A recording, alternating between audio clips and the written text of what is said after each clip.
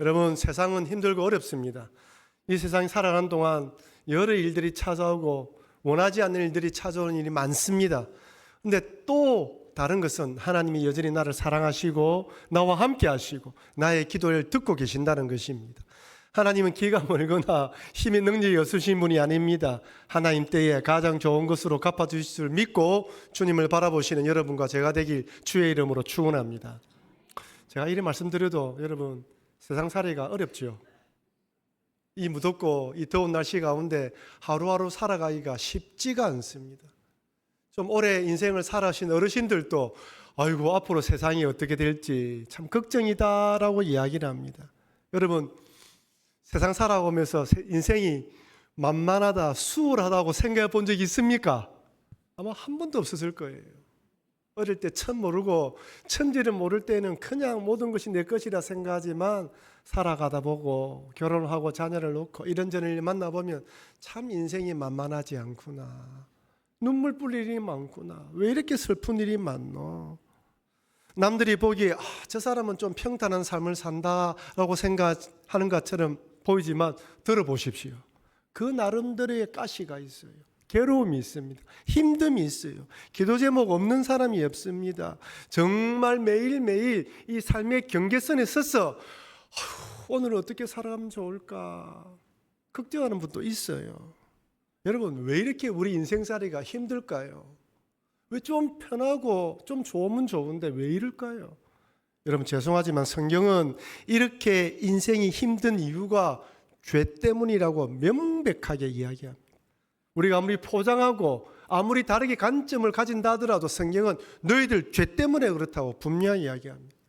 아담과 하와가, 여러분, 사람들은 흔히 생각하기에 아담과 하와가 선악과를 따먹은 그 행위가 죄라고 생각하는데 그 이면을 한번 보십시오.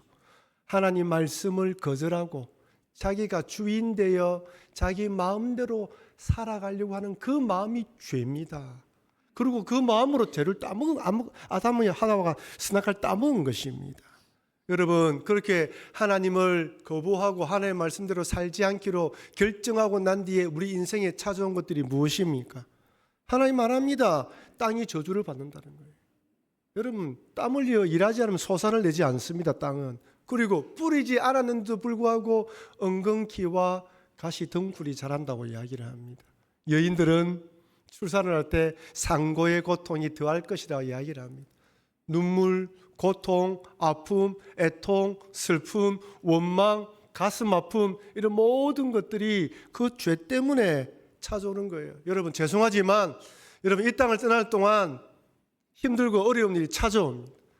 이 세상은 불공평합니다. 불의하고 부조리하고 그런 일이 많이 찾아와요. 때로는 억울할 때도 많습니다.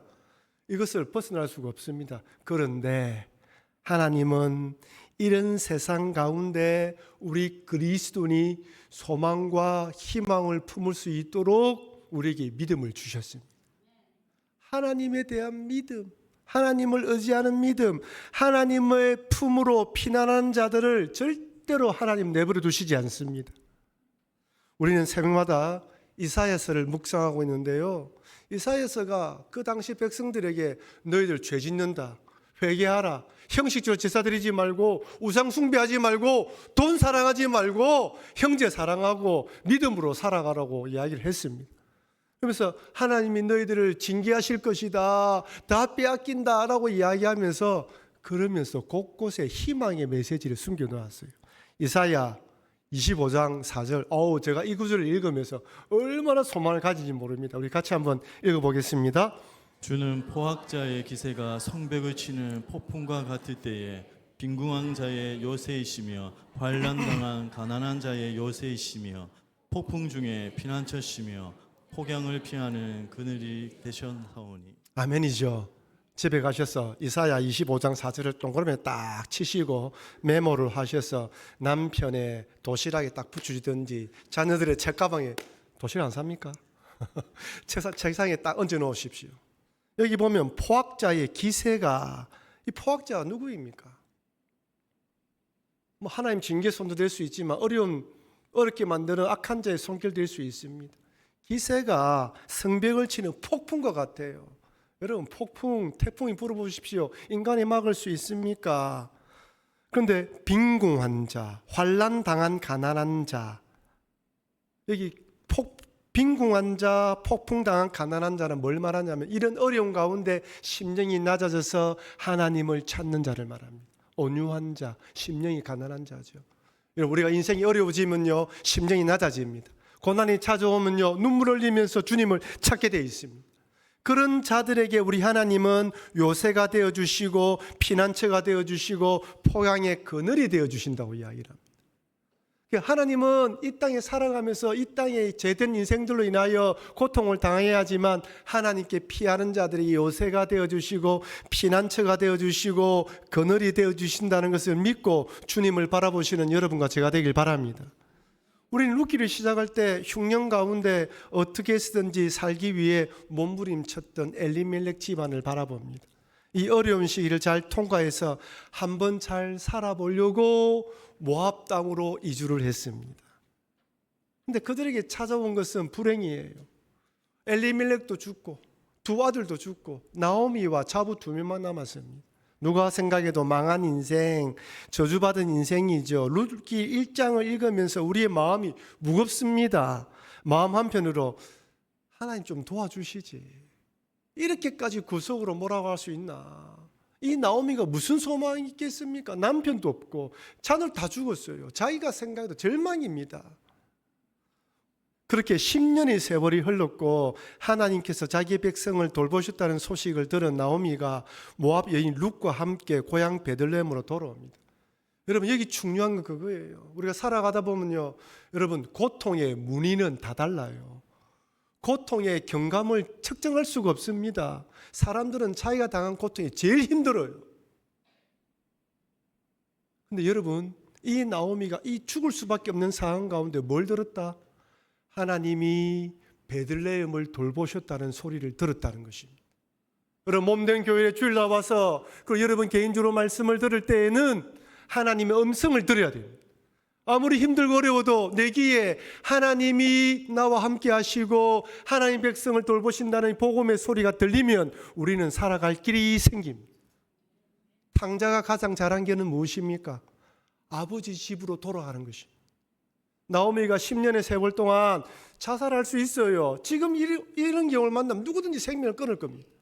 그런데 이때 하나님의 돌보셨다는 소식을 듣고 베들레헴으로 돌아가려고 합니다.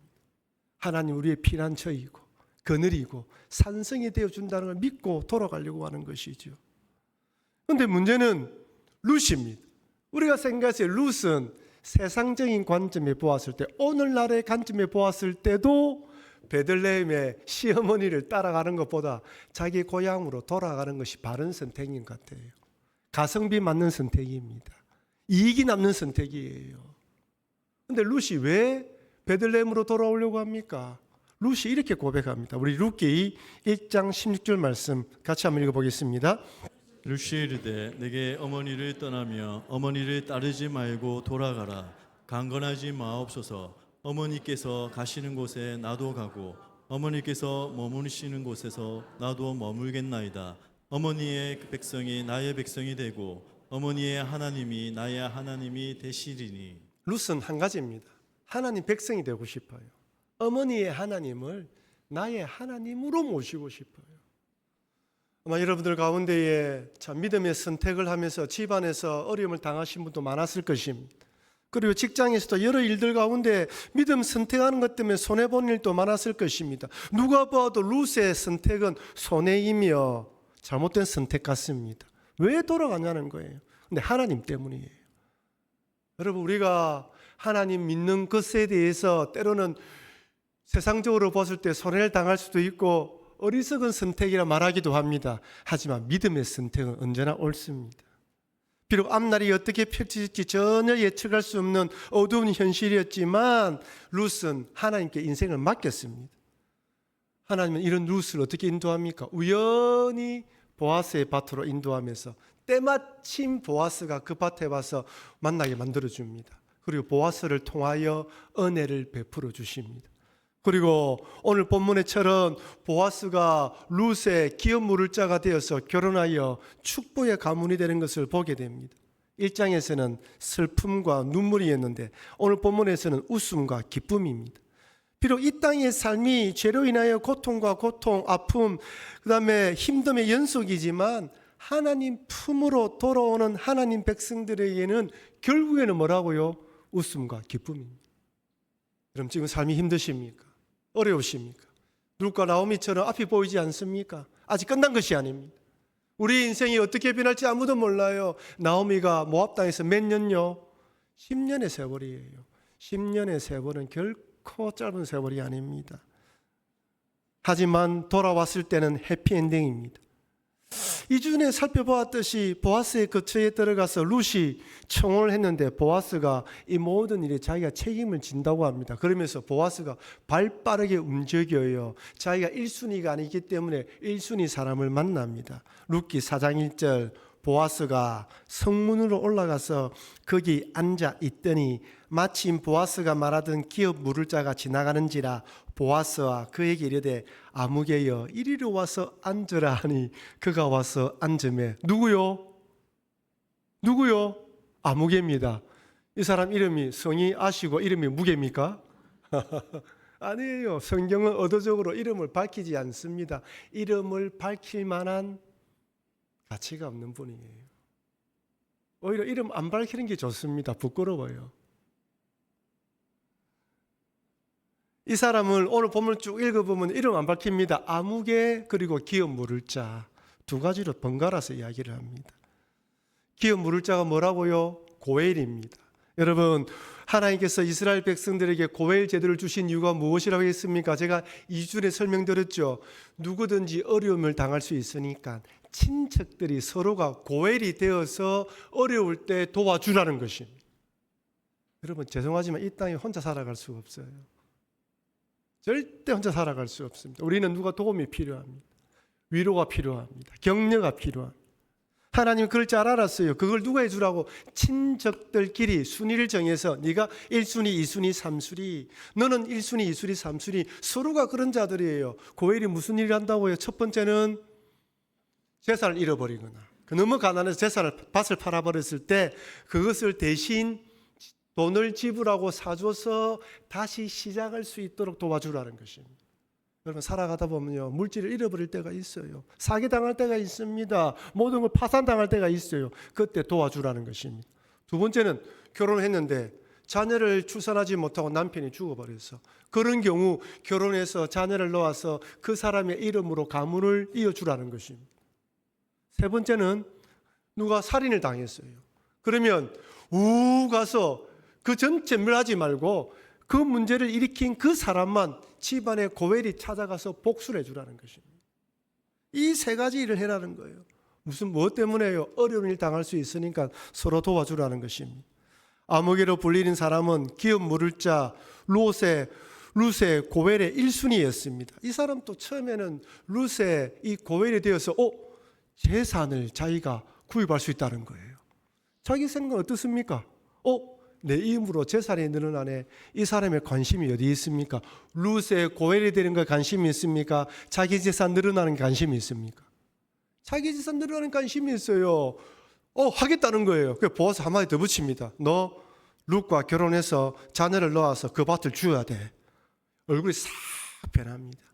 손해가 될 것 같아서 나는 안 하겠다 이야기를 합니다. 여러분 이 사람의 관심 어디에 있습니까? 자기 자신이에요. 이 사람의 관심은 룻의 어려움이 없습니다. 룻의 어려움이 아닙니다. 자기 배부리는 것입니다. 이 사람의 관심에는 하나님의 뜻이 없습니다. 오직 자기밖에 없습니다. 여러분 이 시대가 어떤 시대라고요? 사사시대입니다. 이스라엘 백성들은 여호와 목전에서 악을 행하고 자기 소견에 옳은 대로 행했습니다. 철저하게 자기 욕심과 탐욕에 따라 살았습니다. 그런데 여러분 아무개로 소개되는 이 사람의 선택은 그 시대 사사시대의 시류예요. 모든 사람들이 그렇게 살았습니다. 대부분이 그렇게 살았어요. 그러니까 자기가 볼 때에는 내가 고엘이기 때문에 책임 안 지겠다. 이것은 대부분의 사람들이 그렇게 살아가는 시대였다는 거예요. 어찌 보면 보아스가 특별한 경우입니다. 여러분 오늘도 동일합니다. 오늘날은 가성비를 최고로 생각하는 시대예요. 똑같은 금액이라도 조금 물건이 질이 좋고 싼 가격을 찾는 시대입니다. 두 번째는 손해를 보지 않으려고 해요. 절대 희생하지 않으려고 합니다. 그지요? 자기 이유만 깨있는 사람입니다. 이 아무개의 선택은 오늘날 이 시대를 살아가는 사람은 똑같습니다. 근데 이 사람이 무엇을 놓쳤습니까? 세 가지 복을 놓쳤어요. 첫 번째, 룻과 같은 현숙한 여인의 남편이 되는 복을 놓쳐버렸어요. 이 아무개라는 사람이 결혼을 했는지 안 했는지 알 수 없습니다. 물론 이 룻과 결혼한다고 해서 정식 아내로서 같이 살 수 있는 것은 아닙니다. 하지만 이런 여인을 맞이한다는 것, 그리고 이런 여인을 도와줬다는 것은 얼마나 큰 복이겠습니까? 두 번째는 메시아 가문에 들어갈 복을 놓쳤습니다. 오늘 본문에서 이렇게 기록되어 있습니다. 룻기 4장 21절 22절 우리 같이 한번 읽어볼까요? 탈모는 보아스를 낳았고 보아스는 오벳을 낳았고 오벳은 이새를 낳고 이새는 다윗을 낳았더라. 여러분 이 구절을 보면서 한번 보십시오. 여기에 보아스 대신 누가 들어가야 됩니까? 아무개가 들어가야 됩니다. 메시아의 족보에 들어가는 축복을 놓쳐버렸어요. 신약 성경에서 이렇게 기록되어 있습니다. 마태복음 1장 5절 6절 살몬은 라합에게서 보아스를 낳고 보아스는 룻에게서 오벳을 낳고 오벳은 이새를 낳고 이새는 다윗 왕을 낳으니라. 다윗은 우리아의 아내에게서 솔로몬을 낳고. 구약과 신약에 자기 이름이 들어가 메시아 가문이 될 복을 놓쳐버렸습니다.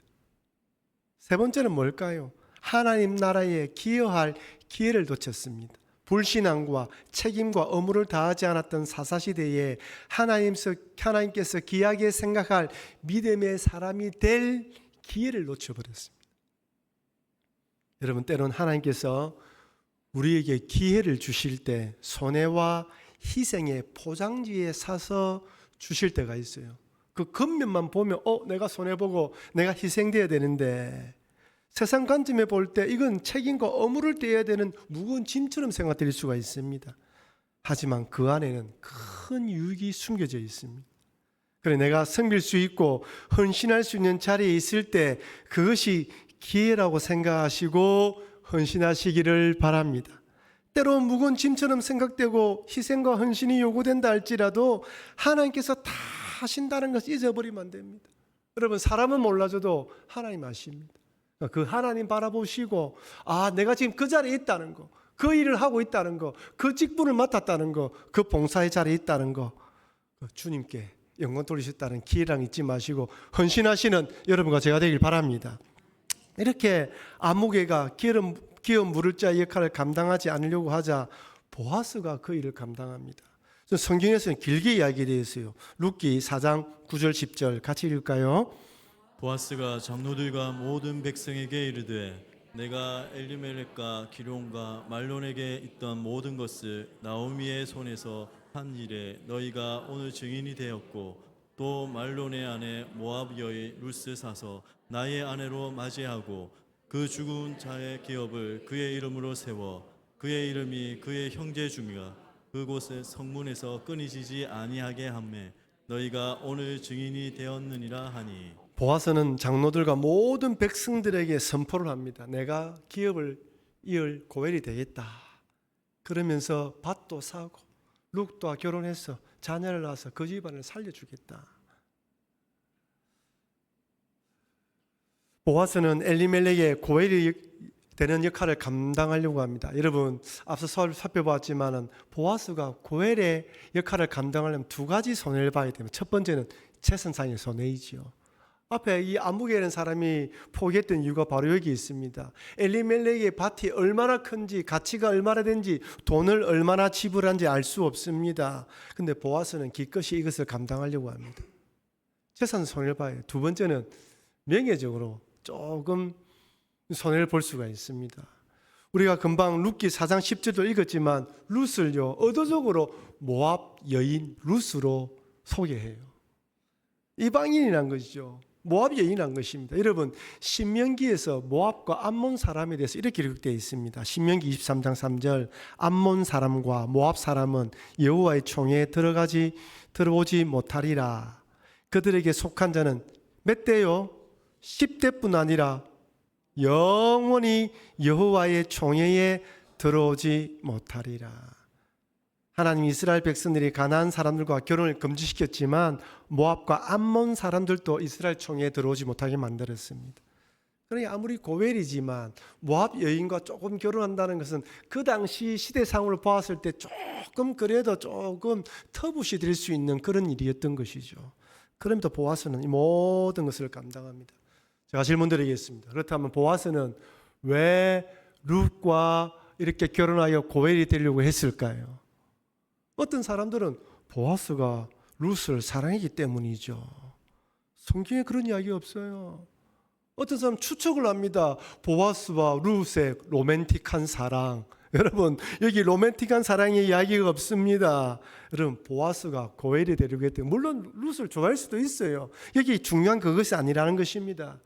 룻은 이렇게 고엘이 되려고 했던 것은 이것이 바로 하나님의 뜻이라고 받아들였기 때문이에요. 룻은, 이 보아스는요, 하나님이 이만큼 자기의 재산을 준 것도 이런 일을 하도록 하기 위해서 하나님이 자기에게 재산을 줬다라고 받아들였습니다. 이 보아스가 하나님을 바라보며 그 하나님의 뜻을 성취하기 위해 했던 거예요. 여러분, 이런 보아스의 모습은 오늘 이 시대에 누구의 예표입니까? 예수 그리스도의 예표입니다. 여러분, 우리 인간들은 하나님의 형상으로 창조되었지만 앞서 언급했던 것처럼 죄를 짓고 죄에 팔렸습니다. 죄의 권세, 죄의 속박에 갇혀서 영원한 형벌을 받을 수밖에 없습니다. 우리들끼리 너는 상위 1%다, 뭐 돈이 얼마다, 너는 부자다, 괜찮겠다, 우리들끼리 그렇게 구분을 나누어도 하나님 보시기에 모두가 죄인입니다. 여러분, 우리가 죄인이란 증거가 무엇입니까? 죄송하지만 죽기 때문입니다. 성경은요, 죄의 삭선 사망이라고 합니다. 우리 로마서 6장 23절을 같이 한번 읽어보겠습니다. 죄의 삭슨 사망이요 하나님의 은사는 그리스도 예수 우리 주 안에 있는 영생이니라. 여러분, 아무리 뭐라고 이야기해도 죄의 삭선 사망입니다. 사람이 죽는 이유는 나이가 들어서 죽지만은요, 근본 영적인 이유는 죄 때문입니다. 만약 그 사람이 죄를 짓지 않았다면 영원히 살 거예요. 무슨 죄를 지었단 말입니까? 하나님을 섬기지 않는 죄, 자기가 주인되어 살아가는 죄입니다. 그런데 이렇게 죽을 죄를 지었던 우리를 누가요?